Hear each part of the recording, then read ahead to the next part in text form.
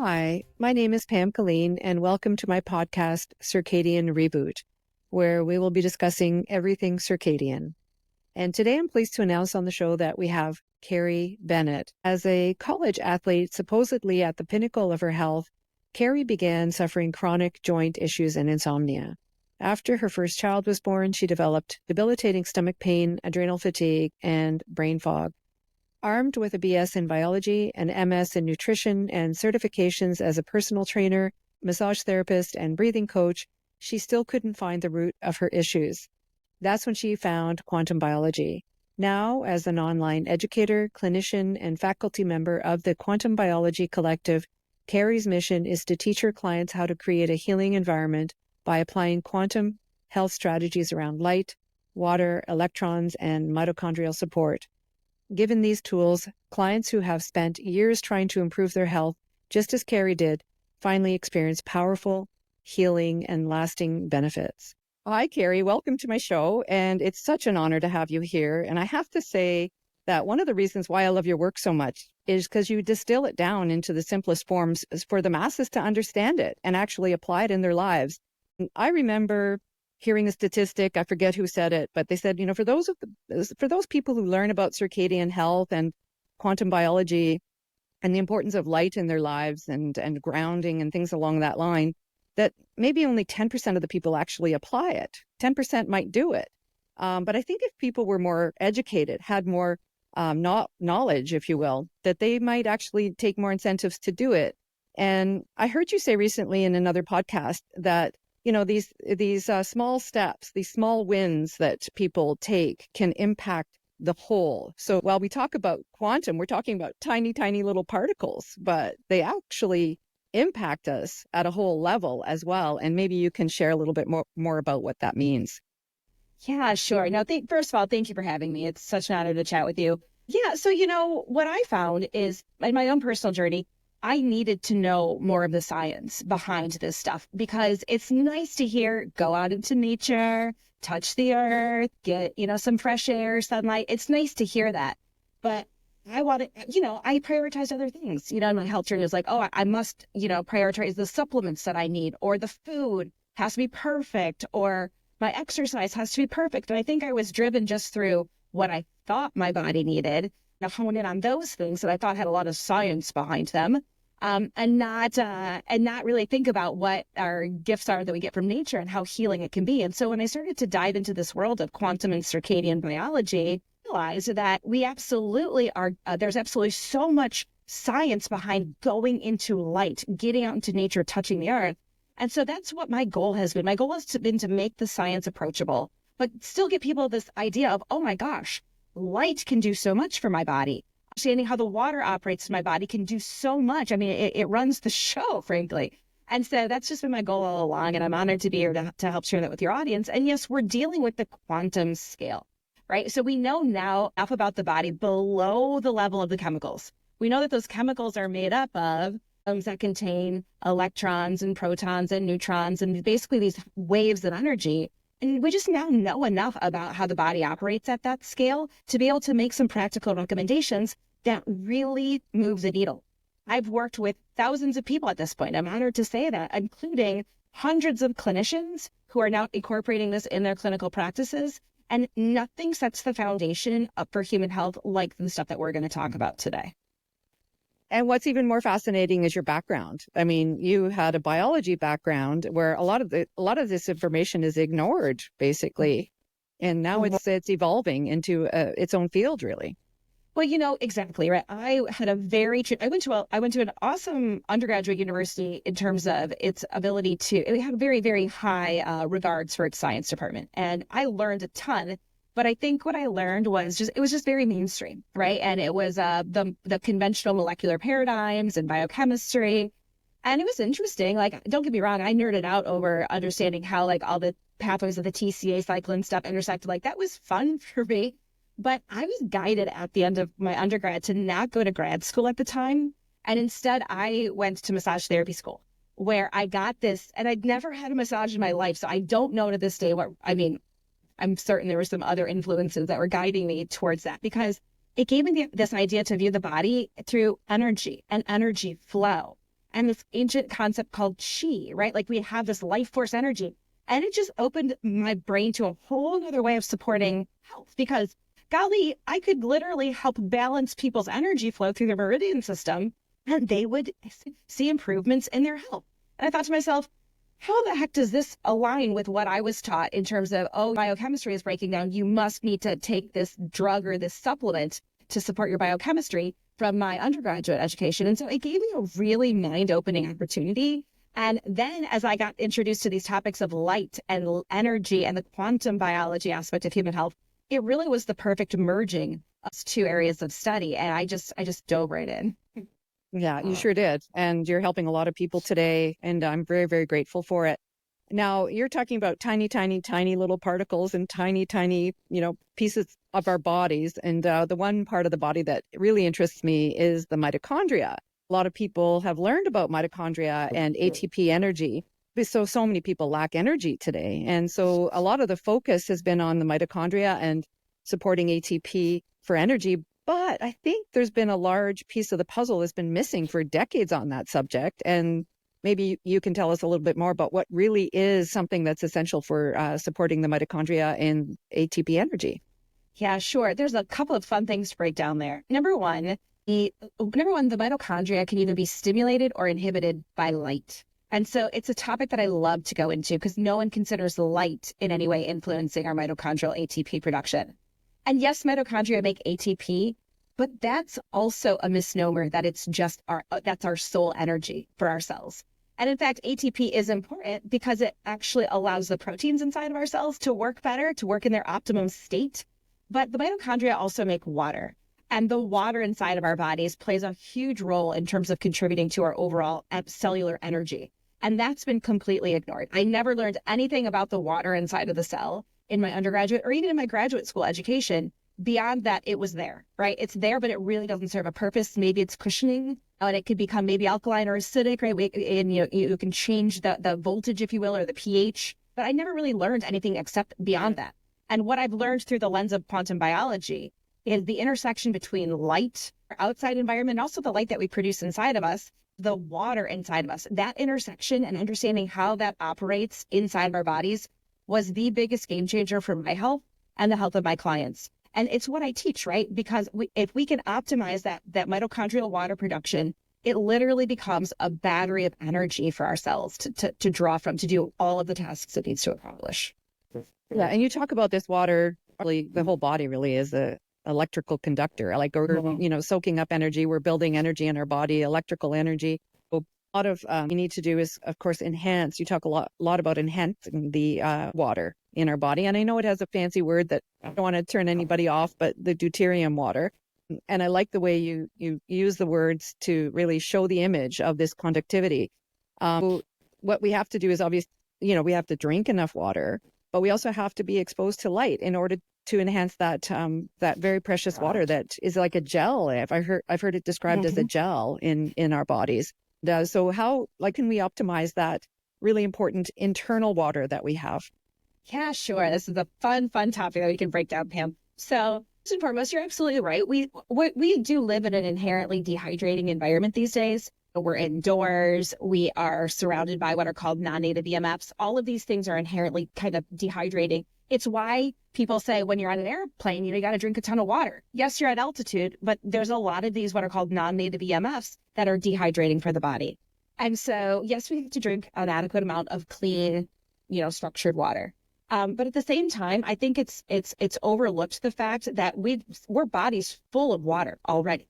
99 out of every 100 molecules in my body is water. In all of our bodies is water. And so that means that if we're made up of this water, what can we do to support the water that's already inside of us? And you hit the nail on the head. It is a gel-like structure to that water. So that's why if I cut my finger, yes, I might bleed blood because blood has a fluid component to it. But the water inside of the cells is much more like Jell-O. And Jerry Pollack is the researcher who really discovered, popularized, has really brought water to the forefront in many different ways. Found out that this water is structured in a unique way that gives the water inside of our cells what's called a charge, a negative charge. It's exclusion zone or EZ water. So this gelled water is literally a fourth state of water. And he has a book called The Fourth Phase of Water that holds a charge. Now, every science textbook that I've ever read, and this is not controversial, whether it's mainstream or, more along the Eastern philosophy, the body needs adequate energy, adequate voltage, adequate charge in order to animate it, right? Sometimes we call it life force. Sometimes we may call it, voltage. But that water was ignored as a source of voltage. The water was ignored as a source of charge for forever until Jerry's work really started to show that, wait a second, if water makes up the vast majority of my cells, and if this water alone, due to how it kind of rearranges its H's and its O's, can hold a negative charge, then why can't the water alone be responsible for healthy cellular voltage? And it turns out that's the case. And what we now know also through Jerry's work is that the infrared wavelength range of sunlight is what helps us maintain this water charge. He showed in a lab that, this water can build to a certain point, and then when you add infrared, you literally make it grow. And so this is why I frequently say that we are simply batteries made out of water, and we're charged by sunlight, because that's the whole process. We're full of this beautiful water. Our mitochondria make it. Yes, we drink it, but we need to also have the sunlight exposure, the infrared exposure, to maintain that beautiful water and the charge that it holds that animates our cells. Now, how do you help people overcome their fear of the sun? I remember years ago hearing a scientist talk, and I'll say this often in every episode that I do, fear-mongering over the sun started really heavily in 1989, before the advent of the internet, if you will. And now we're all basically cavemen living indoors. A lot of people are afraid to go outside. They're afraid of the fresh air. They're afraid of the sunshine. This fear-mongering is excessive and unnecessary, is really adversely affecting our health. So how do you help people overcome their fear of Mother Nature, basically? Sure. Well, I love to give people the historical context on that, and you already talked to Dr. Martin Moore-Eid, so I highly encourage people to listen to that because he's huge with lighting and circadian rhythms as well. But basically, every living creature has evolved under a period of daylight and darkness.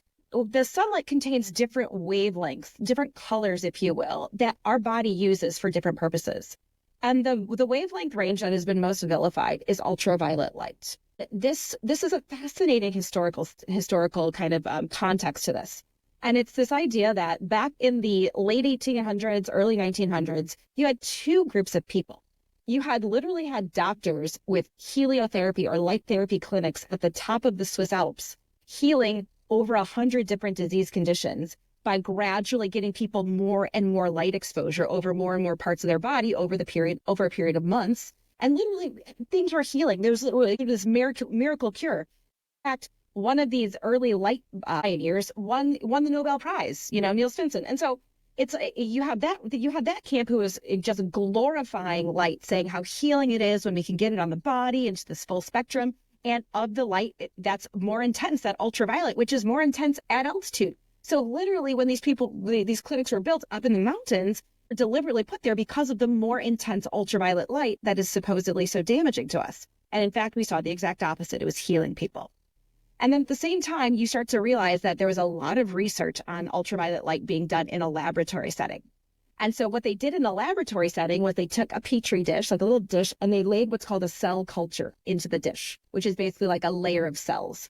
And they began to shine UV light onto the cells, and the cells started to show DNA damage and cytotoxic effects. So like damage, basically. And they said, oh, look at DNA mutations happening. But the light that they were using was a welder's arc lamp, a very narrow band, super intense version of light that I would recommend no one exposes themselves to. In fact, my husband was a welder. You literally have to wear these shields, right? Because of how intense and how narrow and intense that light is. That is not the same thing as the sun. What we get from the sunlight is the perfect blended amount of ultraviolet light with all the other colors of the rainbow, including the part that we can't see that's called infrared, that is very soothing, inflammatory, healing. And you can imagine over the course of a decade or so, which camp won out. It wasn't the heliotherapy clinics that were showing with just the light alone, we could heal 120 different conditions. And instead, it was the group of researchers who started to show more and more ways that they could use these arc lamps to inflict damage on cell cultures. And that's where all of a sudden in the 1940s, 1950s, we see the advent of things like sunscreen, sunglasses, right? And then, like you said, it just amplified from there because unfortunately, big industry realized that they could take this information and utilize it to their benefit. Yeah, I mean, all this fear mongering, like we're just talking about the sun, but there's another big field that I want to talk to you about that you know a lot about, and I'm totally in agreement with, is the fear mongering over animal fat in the diet and how critical it is.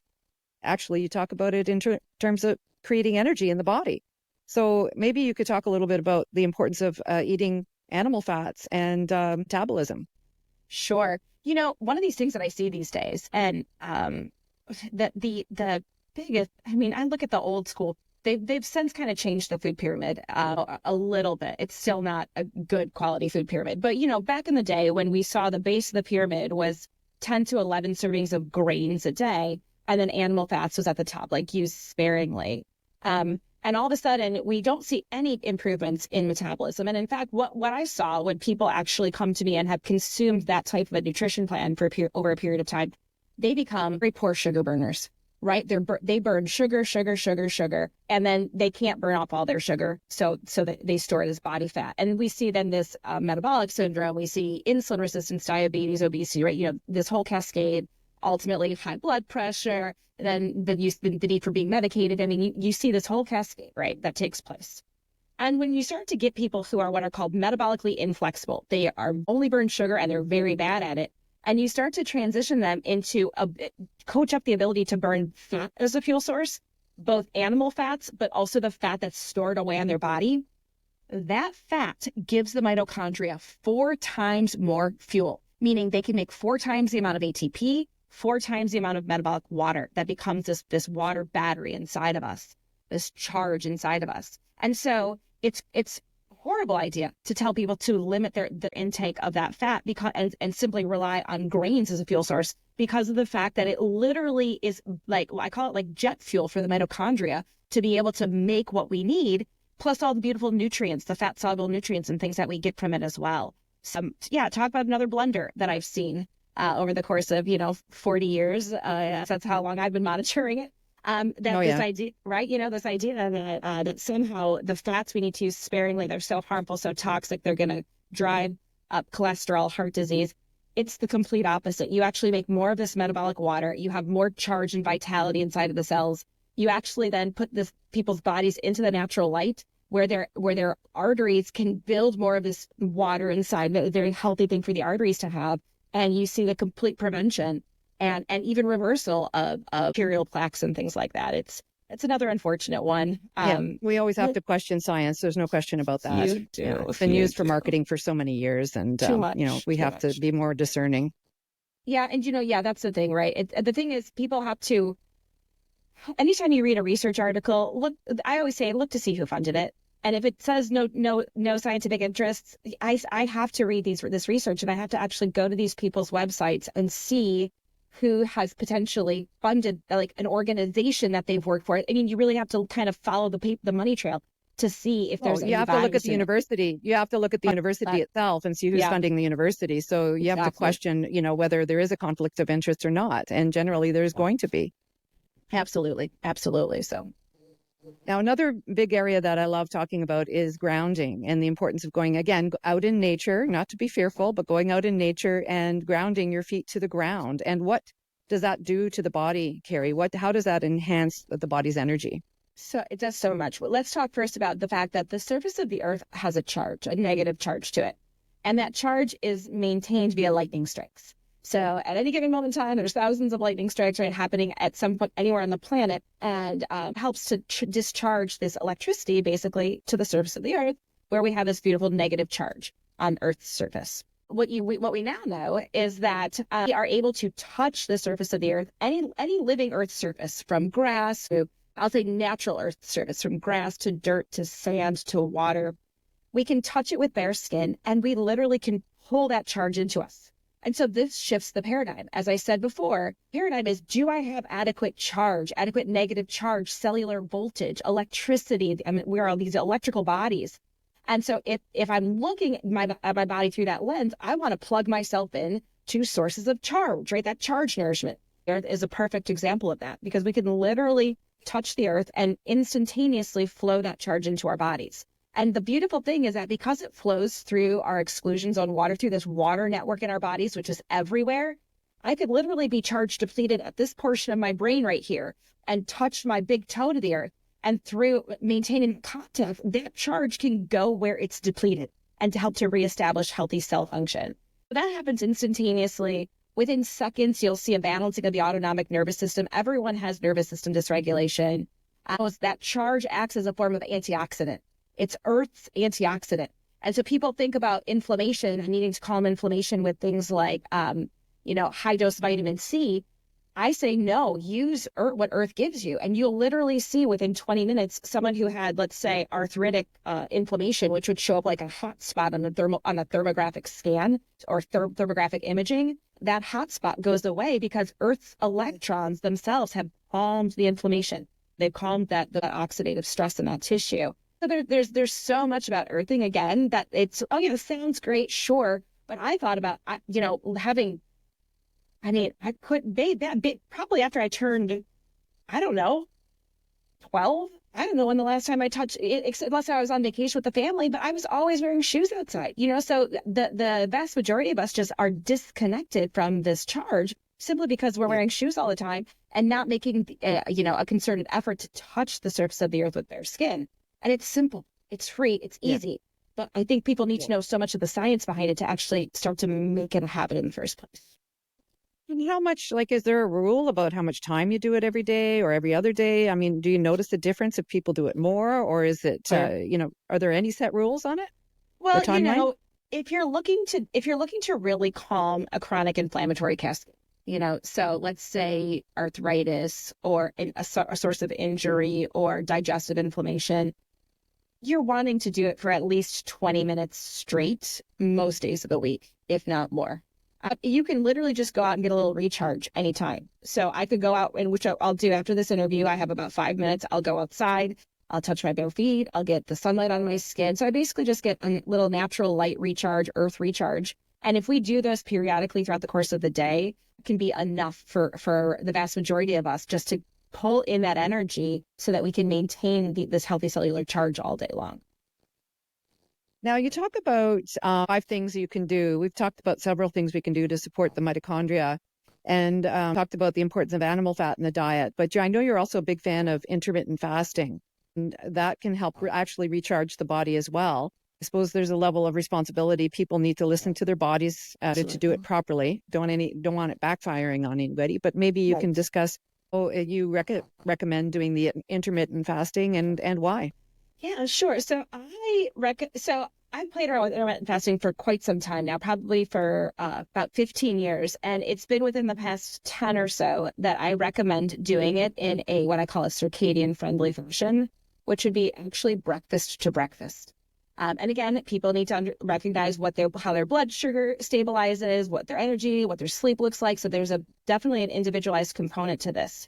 But I find that a lot of people, like I said before, are they're not efficiently burning their own fat as a fuel source. And one of the ways that they can do that is by incorporating a breakfast to breakfast fast. And the reason I have them eat breakfast is because for the vast majority of people these days, skipping breakfast creates a nervous system stressor, at least in the population that I see. It creates a nervous system stressor. It's times they're just drinking a bunch of coffee as a means of kind of bridging the gap. Let's say they wanted to fast until 2:00 in the afternoon. And if we were to monitor things like their blood sugar, you would actually see spike, crash. See oftentimes people who do that day in and day out. I've had women in particular do that day in and day out for, years and years and years on end. And we start to see hormone dysregulation. So a down regulation of their hormones of fertility. And so all of these things led me to experiment with the breakfast to breakfast fasting with people. It really checks all the boxes. It gives nourishment at the start of the day, so the body doesn't feel like it's in a state of scarcity. That will also help some people stabilize their energy, their blood glucose, facilitate a bowel movement, right, first thing in the morning.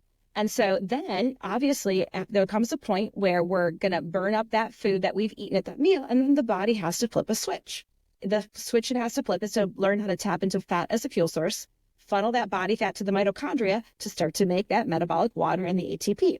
And so if we can throw that in periodically, it really gives the body a good opportunity to burn our own fat as a fuel source, which will ultimately supercharge the mitochondria and the cells because of how efficient the mitochondria can get at utilizing fat as a fuel source. So breakfast to breakfast fasting, it's all about what can we do to get that fat to the mitochondria so that they can enhance their energy production. Excellent. Now, I think I mentioned to you that, I should be thinking about retiring, but I decided, no, this information is too important, and I'm an activist, and I'd love to get this information out to people. It's just so helpful. But as I get older, you just start to feel that fascial tightness. And you talk a lot about fascia, which is certainly up my alley. I really need to learn a lot about this as I get older. And I don't think I'm alone. I look at people as they get older and they get more rigid, stiffer, more aches, more pains. I do my best. I do my utmost to stay on top of the situation. But today's fast new world, it's really difficult. I love my grounding. I love the sun. Years I've been out in the sun several hours a day. Years ago, I knew not to wear suntan lotion. I didn't wear caps. I knew not to be afraid of the sun. But I was wearing prescription glasses outside, and I've stopped doing that. At any rate, I just feel like the fascia is something I have to focus on as I get older. And I really appreciate what you've been sharing about the fascia, and how important it is in terms of basically generating energy, a communication system in the body. This is something that's very new. I'm enjoying learning about it, but what can you do to help support the fascia in the body? Yeah, sure. This is a fun one because the fascia is really a huge organ system in the body. And it's been given different names, right? It's been called connective tissue. It's been called the fascia, the extracellular matrix. Inside of the cell, it's been called the skeleton. Inside the nucleus, it's been called the nuclear matrix. It's just been given different names, depending on where it's located and what scale we're looking at. But it's really one interconnected highway. And the fascial fibers themselves it's basically, think of collagen, right? They're these beautiful triple helices that form, and they're surrounded by water.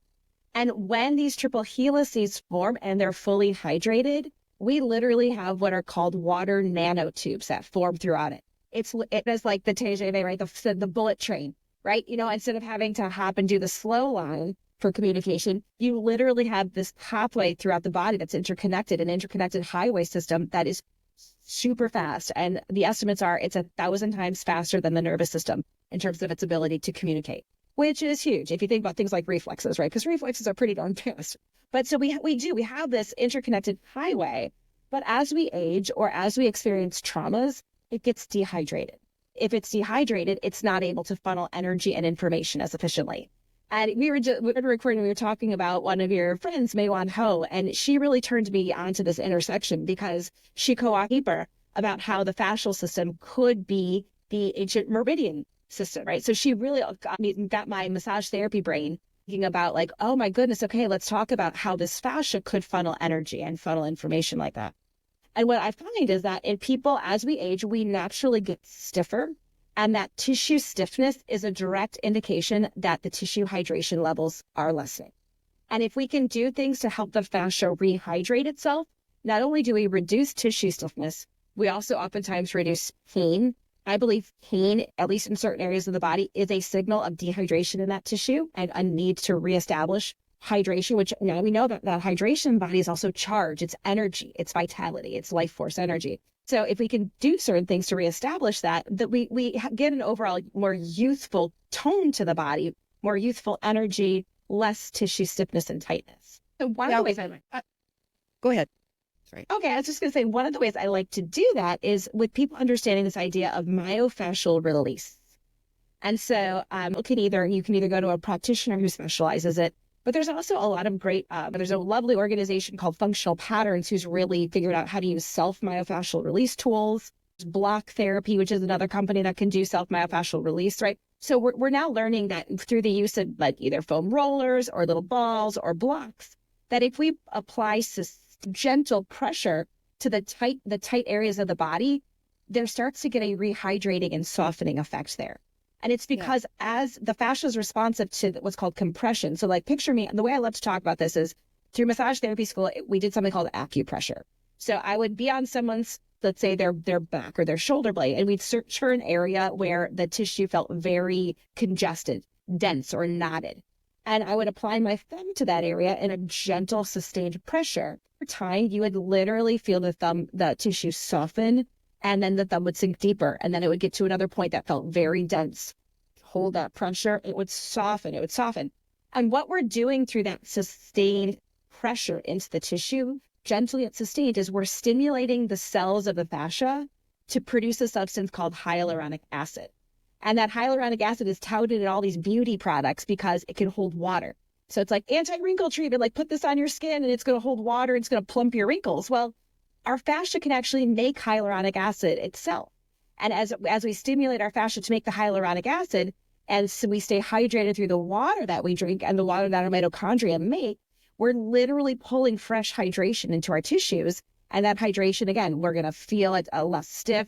It's going to feel softer. It's going to be a better communication pathway throughout this whole entire system, this quantum communication system of the body. Right. And I'm glad we're talking about water. There's a level of confusion about the quantity of water. I have a nephrologist or had a nephrologist. I'm sure he's probably retired now, Bill Clark. And it's a long story, but accidentally he found out that people who were over consuming water had very weak kidneys. And there's some other research that shows if you drink too much water, you can flush a lot of potassium out of the body. So Sure. It's hard to know. Like, I think it's really important to focus on the internal water that you've been discussing and drinking some water. But then, what if people overdo the water as well? So he used to tell me maybe 4 glasses of water a day. I just don't think there's a set rule. It's hard to say based on people's size and whether they're outside, whether they're sweating a lot. But I think it's hard to know how much water to drink sometimes or how much to recommend. Yeah. Everyone is very unique. And part of it is, and I would love to read that research, because part of it is, what is the quality of the water that was flushing through the kidneys? Because I find that distilled, tap, and reverse osmosis water very much a flushing effect, because they don't contain the same structure and minerals that we would get from natural spring water. And while the minerals in natural spring water do not contribute significantly to our mineral status inside of our bodies, so that our minerals from our food mainly, does contribute to our body's desire to absorb the water into the bloodstream and then utilize it, pull it into the interstitial fluid and utilize it at the cellular level. I find for people, number one, I would ask, are you experiencing symptoms of dehydration? So do you have tissue stiffness? Do you have a headache? Do you have any dryness, continual dryness? Is your urine very dark colored? Because I don't want people to have very dark colored urine the same way I don't want them to pee clear every 20 minutes either, right? So, and then the other one I ask is like frequency of urination. I do think urinating every couple of hours seems reasonable. Urinating every 20 minutes, absolutely not. Every 30 minutes, that's literally stressing the kidneys right there. Like you said, we're not pulling in that water and utilizing it.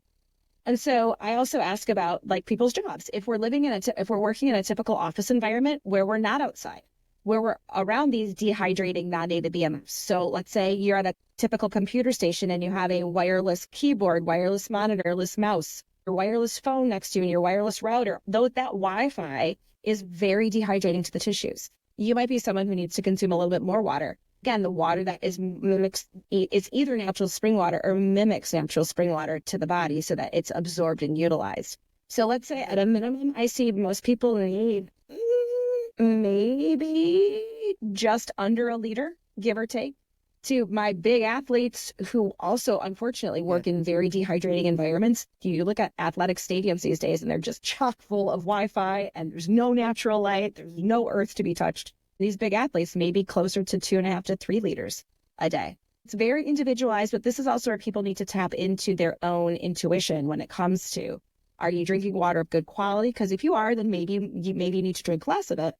But at the same time, we don't want you experiencing symptoms of dehydration.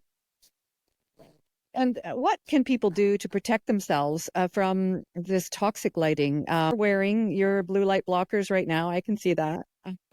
I usually wear them at night. I try not to expose myself to too much artificial light during the day and especially at night. But what measures can people do to improve their light diet, if you will? On top of that, how do you know if you're buying really authentic, high quality blue light blockers? Yeah, good questions. Number one, I tell people whenever possible, just turn the lights off. There's no need unless you physically can't see or perform your job or your life safely. There's no biological need for artificial light. So whenever possible, turn off the lights. My yellow toned blue blockers on, which I wear when I'm in this particular environment, when I'm behind closed glass, when I'm in front of a screen. Sometimes I don't need to because I could make the screen a lot redder, but when I have the bright light coming through, to actually brighten my screen as well to be able to see what's going on. And so I use these yellow toned blue blockers. Evening, the orange toned blue blockers are an absolute must, I find, for people. Typically around after sunset or around nightfall when you look out and you're like, oh, it's dark outside. Those orange tone blue blockers need to go on to protect circadian rhythm, to protect hormone regulation, to protect against blood glucose increases that you can get. So literally blood sugar can elevate at night simply by looking at a screen or a TV if we're not protecting our eyes. So typically I'll put the orange ones on there. And then there's bulbs that companies are getting super savvy with this and are developing bulbs that don't contain the harsh wavelengths of blue that are really dysregulating that we're talking about here. Quite the problem is that it is buyer beware because you get some garbage bulbs out there that really don't do what they say they're doing, and some garbage glasses. And so what I've had to do is just purchase them, or sometimes companies will give them to me and I test them. I run them through my different meters, my spectrometers, to make sure they're truly filtering what we want them to filter. The bulbs are omitting the wavelengths that we want them to omit, that they're claiming, and they're not flickering like crazy. So that's where I've got just a free product recommendations guide, carriebwellness.com/products. And it runs the gamut. There are some really inexpensive glasses that are amazing. And there's some very expensive ones that have not been great, right? So I've had to filter and choose accordingly based on my testing. It's not necessarily just about price point either. Yeah. And what else can people do? I mean, I've read too that if you have your red light in your house, bedroom, for example, that they should be on the floor, perhaps below waist level, Sure. rather than up high. Yeah, that kind of thing that can help. Yeah. So it's like simulating campfire at night, right? So we never would have had a super bright overhead light source. And yes, the full moon may appear bright, but it is only at most 2 lux, which is very, very dim. Lux is a measure of brightness, and that's very, very dim compared to any light bulbs that we would have in our houses.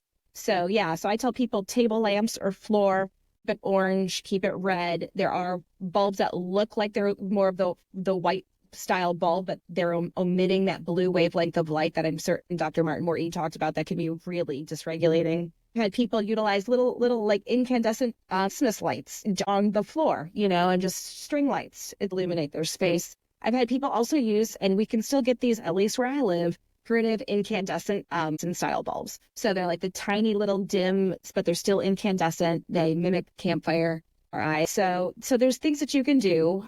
Main point of it is we have to get out into the bright light when it's bright and signal it. So we got to get outside more during the day and dim the light more and make it darker before the sun rises and after the sun sets, so that we can maintain some semblance of day-night signaling, which is so important for the body. Yeah, I walk through the house with my little lanterns, actually. Yes. They're solar powered and they're not bright at all. They're orangey color, maybe not perfect, but it's something that I find really practical. Love it. Yeah, back in the day, I was looking. I don't think they sell them anymore. I was on what would it be? eBay. I'm like, someone has to still sell a portable camping lantern that has incandescent bulbs in it. I'm like, I want that. That would be a perfect solution. Like you said, it's like that little like a little incandescent bulb that you can carry around. I gotta go to the bathroom. I gotta go to the kitchen. But it's very dim, but you can still light your way. Yeah. What's old is new again. All right. And on the computer screen itself, you can do things to the blue light coming off of your blue off the blue light there. You can use some Iris or Flux or all these different types of software. You can buy screens to cover your laptop as well to minimize the blue light. You can even just go into settings. Yeah, I mean, you could typically, we have a couple of different computers. One of them has Iris Tech on it. This one is just so old. This monitor, this computer, knock on wood, it's over 20 years old. And I got it. It's hardwired and everything. Like there's zero EMFs coming from this computer setup. But I go into settings. And I utilize it's called like the nighttime or nightlight settings. And so you can go into settings on your display and you can make your display very, very orange. And when I tested it with a spectrometer, it reads out pretty nicely. Computer screens do flicker, unfortunately. So there's that. But then I also place it with a window, where sunlight doesn't flicker. So I place the window as the dominant light source. The sun is the dominant light source. So even though I have this flickering screen in front of me, that's not perceived by my naked eye, but my nervous system is probably perceiving it. I'm trying to mitigate it with the natural lighting environment. Well, what do you do with children or schools? Have you ever worked with groups of children or schools where you're improving their light health at school, which is so critical, of course? Sure. The person who's really spearheading the research on this is Daniel White. Might be an interesting person to have on. He has done some light mitigation strategies at the school-wide level over in the UK and has found that simply giving people yellow toned blue blockers will change ADHD behavior, focus, concentration, classroom behavior. So there's just some simple things. And then also at the same time, turning those lights off. I remember in school, anytime that our teachers wanted us to get our attention, they would turn the lights on. And I have a feeling it was twofold. Yes, there was all of a sudden the lights were off, right? And so everyone kind of quieted down. But I also have a feeling that all of us could actually could calm down, because that very chaotic flickering and buzzing light source all of a sudden went away.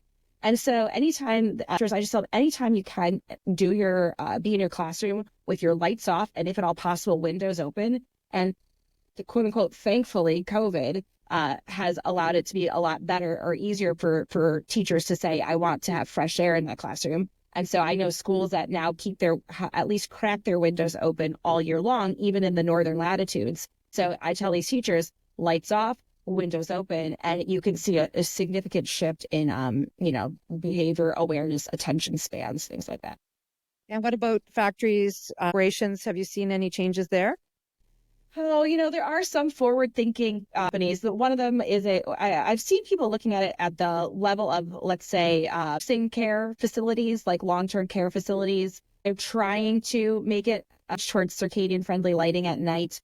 But the vast majority of these places, it would be insanely expensive to change out the bulbs, to have the good quality, inner, more balanced bulbs during the day. And then oftentimes you would need a separate type of lighting at night to support the people who are going to either there before sunrise or after sunset, and or if there's shift workers. And so no, the vast majority of instances like that, I'm working one-on-one with someone in that type of setting and saying, here's what you can do to mitigate the fact that your lighting environment is not ideal for you. And that does involve typically yellow tone blue blockers in the day, frequent light breaks, well, as frequent as the company allows, but typically everyone gets at least 2 breaks in their lunch break. And so these people just have to make it a priority to, whenever possible, go outside into the natural light to get those signals, and then at nighttime, block it. And that's the key word, is the priority and the low cost. It doesn't have to break your bank to do this. It's a very reasonable thing to do. It's just a matter of spending a few minutes here, a few minutes there, getting your light breaks, getting fresh air. Even cracking a window open allows the natural light to come in through. So when you're driving your car, crack your window open. Where I'm sitting here, my window's open. I have some natural light coming in. You said when we're done talking, I'm sure you will go out grounding. I'll go out grounding, Yeah. So it's about planning it and prioritizing it, isn't it? It is. And yes, it's number one, it's the awareness of realizing this is a thing. And number two, it's really understanding how foundational the light and the light and interacting with nature, the earth, and how foundational it is for human health. And so I prioritize this over all other modalities that I've learned.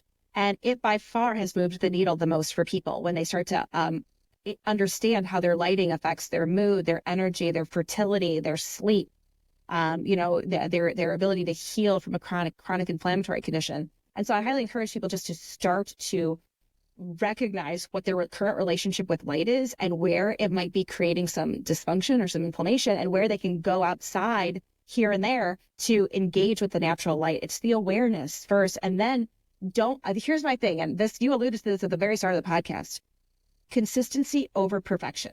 Because we're dealing with stuff at that quantum level, we don't necessarily need to bathe in natural light for 7 hours a day for the system to become optimized. But we do need to regularly check in with it, even if it's 5 minutes here, 5 minutes there. It's almost like you have to keep this metronome pace going. And every once in a while, if you don't, the beat starts to go away. And it's like, oh, go back, sync up the beat, sync up with the signals. And so it's really about consistently syncing up for even 3 minutes here, as opposed to, oh, Saturday, I'm going to spend 3 hours outside.